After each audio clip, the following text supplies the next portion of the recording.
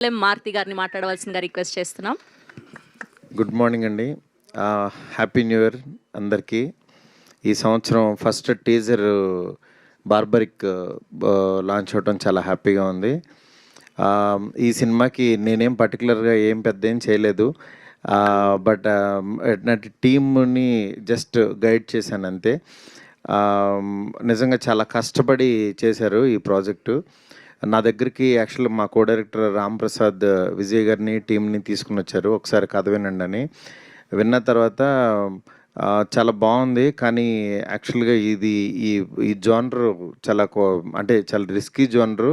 ఇది ఆడుతుంది ఆడదని మనం అంటే కాన్ఫిడెంట్గా చెప్పలేం, కానీ దాన్ని చూసుకుని వెళ్ళండి అని నేను వాళ్ళతో ఓపెన్గా చెప్తే యాక్చువల్గా మోహన్, రాజేష్ ఇద్దరు చాలా కాన్ఫిడెంట్గా లేదు సార్ బాగా చేస్తాం సార్ చాలా కష్టపడి అని.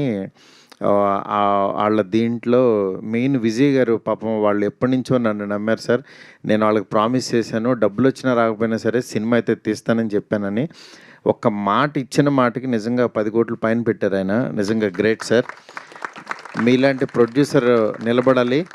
డెఫినెట్గా ఈయన ఫ్యూచర్లో చాలా పెద్ద ప్రొడ్యూసర్ అవుతారు. ఎందుకంటే విజయ్ గారు అంటే ఆయనకి చాలా పేషెన్స్ ఎక్కువ.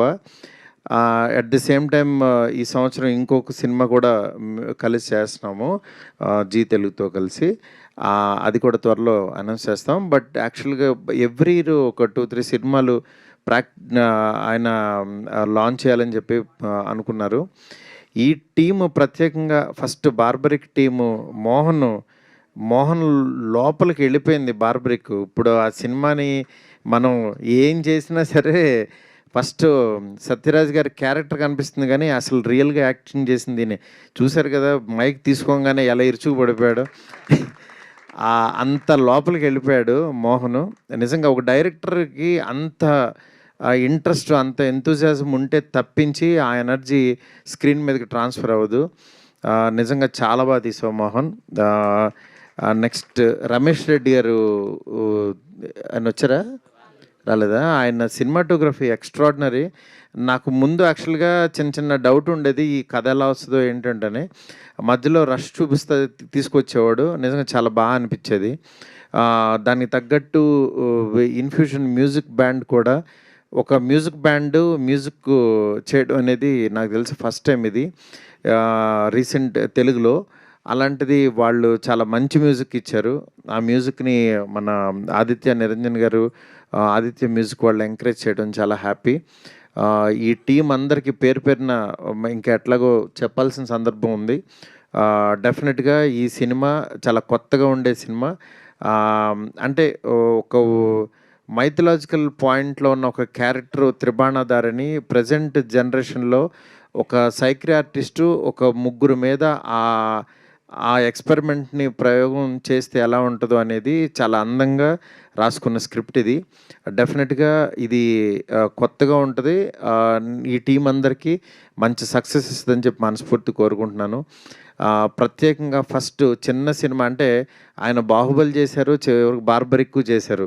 అంటే ఆయన దృష్టిలో యాక్చువల్గా నిజంగా అంటే సినిమా అంతే, సినిమా కథ నచ్చితే చాలు ఆయన చేసేస్తారు. అట్లాగా సత్యరాజ్ గారు జస్ట్ వెళ్ళి వాళ్ళు కథ చెప్పిన తర్వాత నేను చేస్తానని నాకు మెసేజ్ పెట్టారు. నిజంగా చాలా చాలా థ్యాంక్స్ సార్. మీతో నాకు ప్రతిరోజు పండుగే ఒక మెమరబుల్ ఫిల్మ్ ఇచ్చారు నాకు.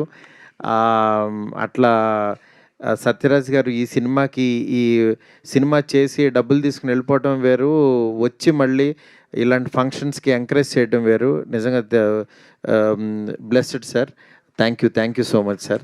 థ్యాంక్ యూ అందరికీ పేరు పేరున చాలా చాలా థ్యాంక్స్. అండ్ ఈ సినిమాని ఎంకరేజ్ చేయవలసిందిగా మనస్ఫూర్తి కోరుకుంటున్నాను. Thank you so much. నేను ఎలానో అడగక తప్పదు, మీరు చెప్పొద్దు వాటి గురించి ఇప్పుడు వద్దు, ఇంకా చాలా సంక్రాంతికి ఏమైనా అప్డేట్ చెప్తారా ఉంటే మేమే చెప్పేస్తాం, కంగారు లేదు. సరే, thank you sir. Thank you so much. Yeah